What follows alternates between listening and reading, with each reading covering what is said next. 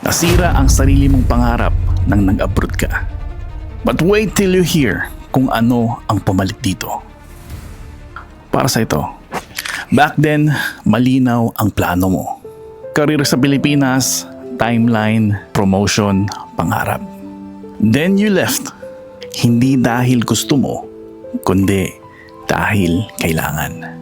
Bills, pamilya, responsibilidad. Unti-unti, na-pause ang personal dream mo dahil kailangan mong unahin mag-survive. People say, sayang, ang galing mo dati.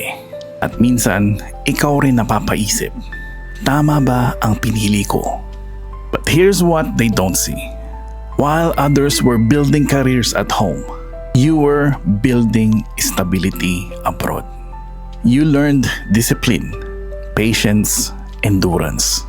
Mas mababa ang posisyon, pero mas malinaw ang dahilan. Your dream did not disappear. Nag-iba lang to ng address. Hindi nasira ang mga pangarap mo. Nagbago lang to ng anyo. From titles to tuition. From promotion to protection. From me to them. Nasira ang pangarap mo, pero napalitan ng responsibilidad na may saysay.